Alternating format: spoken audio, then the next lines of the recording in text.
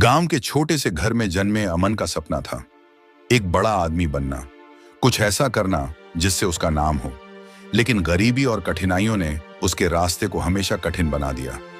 उसके पिता एक मजदूर थे जो दिन रात मेहनत करते, फिर भी परिवार को 2 वक्त की रोटी जुटाने में मुश्किल होती।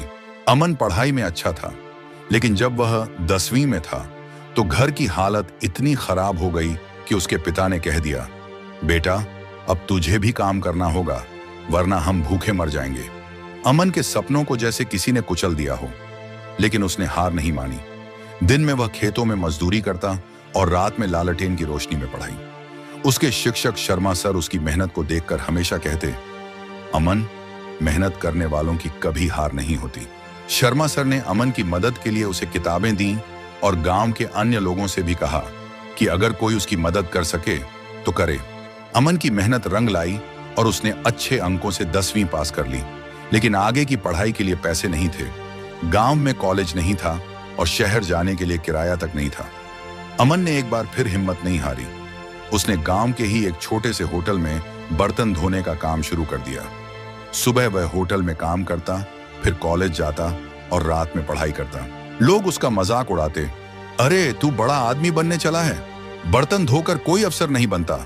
लेकिन अमन ने अपने कान बंद कर लिए। उसने खुद से वादा किया, मुझे अपनी किस्मत खुद बनानी है।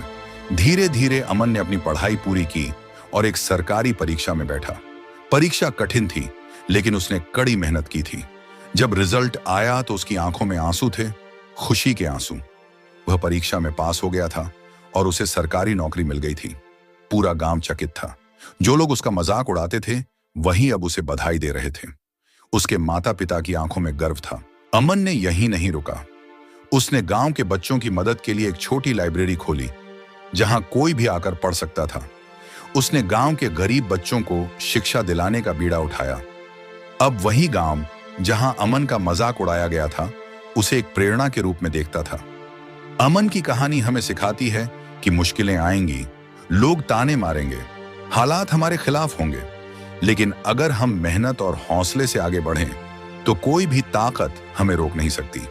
सपने उन्हीं के पूरे होते हैं जो उन्हें पूरा करने की हिम्मत रखते हैं।